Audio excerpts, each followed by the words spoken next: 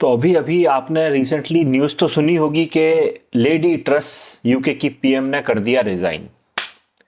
अब काहे को कर दिया रिजाइन, उसकी थोड़ा कहानी सुनाते हैं आपको कि काहे को कर दिया रिजाइन। जो लास्ट पीएम थे यूके के, उन्होंने रिजाइन दिया।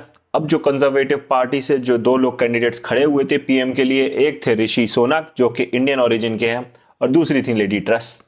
अब लेडी ट्रस ने किए बड़े ही चिकने चुपड़े वादे जनता। सोनक बोलते रहे कि अगर मैडम आप ये सब करती रहेंगी ना, यूके की वाट लग जाएगी और भी ज्यादा।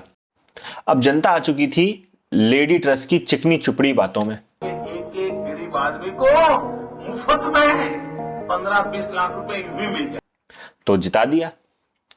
उनके पूरे के पूरे कंजर्वेटिव पार्टी ने भी वोट दे दिया, भैया बन गई वो पीएम बनने के बाद में उन्होंने क्या किया, कर दिया जो बोला था। अब देखो वहां के नेता जो बोलते हैं वो करना पड़ता है, नहीं तो वैसे ही रिजाइन करना पड़ता है, नहीं तो उन्होंने क्या किया, उन्होंने कर दिया। उन्होंने एनर्जी बिल्स कम कर दिए, अपने टैक्सेस कम कर दिए। अब क्या हुआ, लोगों ने कहा भैया पैसा बच रहा है बचा लो, वैसे ही फाइनेंशियल क्राइसिस से जा रहा है।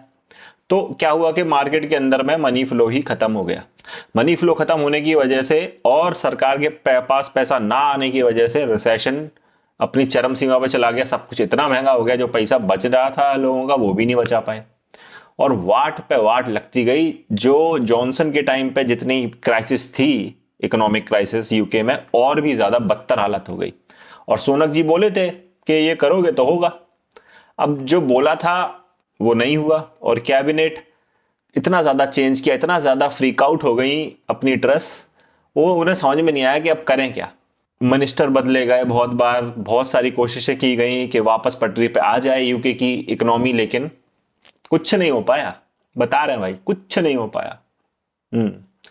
और अब जब वो ये सब नहीं कर पाई तो कैबिनेट वाले भी और जनता भी बोले लगी भाई रिजाइन करो, जो बोले थे वो नहीं हुआ। मालूम है और आपको भी मालूम है, देश की जनता को भी मालूम है, किसी को कैश कभी नहीं दिया जाता, वो सबको मालूम है। ये भाषण देने का एक तरीका है, एक जुमला है। ठीक है, तो उन्होंने रिजाइन कर दिया। देखिए यूके में जो बोलते हैं मिनिस्टर वो उन्हें करना पड़ता है, और नहीं करें तो रिजाइन करना पड़ता है। नहीं, मैं नहीं मानता। आप मानो या ना मानो, ये है सच।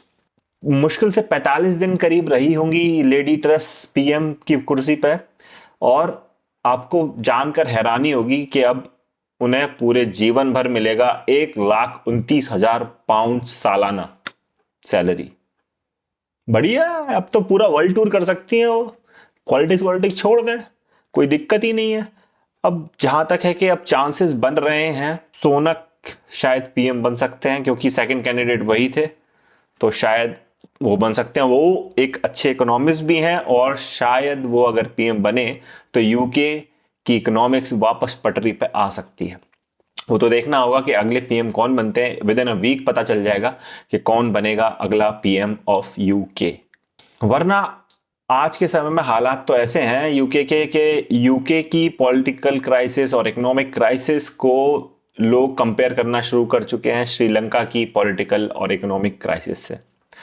और जो इकोनॉमिक क्राइसिस श्रीलंका में आई थी वो सबको पता ही है, वो भी पॉलिटिक्स की वजह से ही आई थी। शुरुआत हुई थी कि हम खेती करेंगे एकदम ग्रीन तरीके से, नो फर्टिलाइजर्स, नो पेस्टिसाइड्स, कुछ भी यूज नहीं करेंगे, एकदम नेचुरली होने देंगे। और श्रीलंकन गवर्नमेंट के पास में इंफ्रास्ट्रक्चर रेडी था नहीं, तो इतना ज्यादा धीरे धीरे बढ़ते बढ़ते आज आपको पता ही है कि इकोनॉमिक क्राइसिस वहां का क्या हुआ। तो पॉलिटिकल डिसीजंस बहुत ज्यादा मैटर करते हैं एक देश को पॉलिटिकली और इकोनॉमिकली साउंड और स्टेबल बनाए रखने के लिए।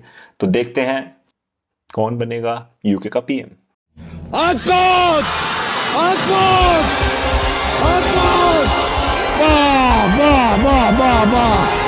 अगर ये वीडियो पसंद आया तो लाइक कर दो वीडियो को और चैनल को सब्सक्राइब कर दो। मिलते हैं नेक्स्ट वीडियो में। Thanks for watching. Watch our upcoming video, subscribe to the channel and press the bell icon.